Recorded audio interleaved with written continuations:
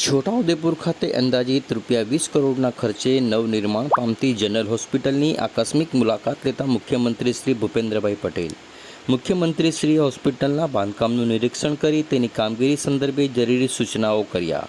નવનિર્માણ પામતી 212 બેડની સુવિધાસભર આ હોસ્પિટલમાં કાયમી સ્વચ્છતા જળવાઈ રહે તેની તકેદારી રાખવા મુખ્યમંત્રીશ્રીએ ટકોર કરવામાં આવી.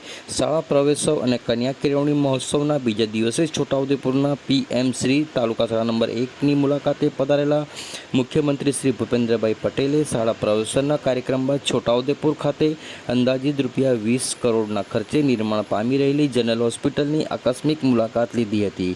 આ મુલાકાત દરમિયાન મુખ્યમંત્રીશ્રીએ નવનિર્માણ પામી રહેલી આ હોસ્પિટલમાં ઉપલબ્ધ સુવિધાઓ તથા હોસ્પિટલની જરૂરિયાતો અને તેના બાંધકામ સંદર્ભે સિવિલ સર્જન અને સંબંધિત અધિકારીશ્રીઓ સાથે જરૂરી ચર્ચા કરી હતી.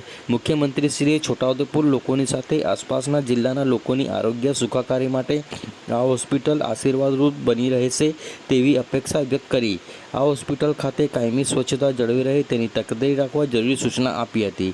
નોંધનીય છે કે છોટાઉદેપુર ખાતે અંદાજિત ₹20 કરોડના ખર્ચે નિર્માણ પામી રહેલી આ જનરલ હોસ્પિટલમાં 212 બેડની સુવિધા ઉપલબ્ધ બનશે, જેમાં 100 general bed, 50 critical care unit, 42 paediatric unit, 20 ICU, operation theatre, labour room, physiotherapy room સહિતની સુવિધાઓ ઉપલબ્ધ બનશે, જેને થકી છોટાઉદેપુર જિલ્લાના લોકોને વધુ સારી આરોગ્ય સેવાઓ મળશે. મુખ્યમંત્રીશ્રીની આ મુલાકાત દરમિયાન તેમની સાથે છોટાઉદેપુર જિલ્લા પંચાયત પ્રમુખ પલકાબેન પટેલ, ધારાસભ્ય રાજેન્દ્રસિંહ રાઠવા, જિલ્લા કલેક્ટર અનિલ ધામેલિયા, જિલ્લા વિકાસ અધિકારી સચિન કુમાર, નિવાસી અધિક કલેક્ટર શૈલેષ ગોકલાણી, પ્રાંત અધિકારી વિમલ બારોડ, મુખ્ય જિલ્લા આરોગ્ય અધિકારી CB Chobisa, civil surgeon Samir Parikh, taluka panchayat પ્રમુખ કલ્પનાબેન રાઠવા સહિતના અધિકારીઓ પદાધિકારીઓ ઉપસ્થિત રહ્યા હતા.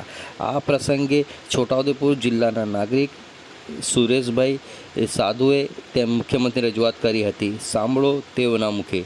આજ રોજ છોટાઉદેપુર મુકામે શાળા પ્રવેશોત્સવમાં ગુજરાતના મુખ્યમંત્રી શ્રી ભૂપેન્દ્રભાઈ પટેલ આવેલ હતા, ત્યારે છોટાઉદેપુર રેફરલ હોસ્પિટલની મુલાકાત લીધેલ.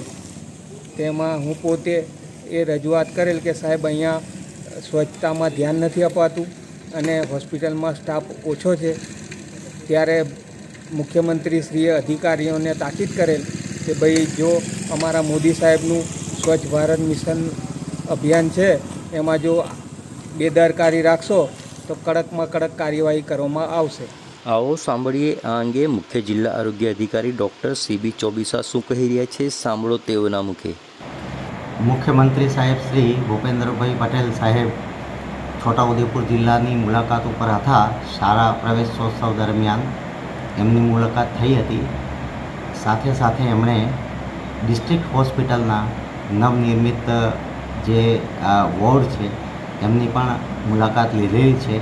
તે દરમિયાન અમારી જે બધી સમસ્યાઓ છે, ખાસ કરીને જે ક્લાસ 1 ઓફિસર્સ છે એમની જે ઘટ છે એ ઘટ પૂરવા માટે અને ખાસ કરીને ઓર્થોપેડિક ડૉક્ટર્સની નિમણૂક કરવા માટેની રજૂઆતો કરી તથા અત્રે જે બોન્ડેડ અને કોન્ટ્રાક્ચ્યુઅલ ડૉક્ટર્સની ઉપર જે હોસ્પિટલ ચાલે છે એમાં રેગ્યુલર ડૉક્ટર્સની ભરતી કરવાની પણ ભલામણ કરવામાં આવી, જેના સંદર્ભમાં એમણે વહેલી તકે બધા ક્લાસ 1 ઓફિસર્સની ભરતી કરવાનું આશ્વાસન આપેલું છે.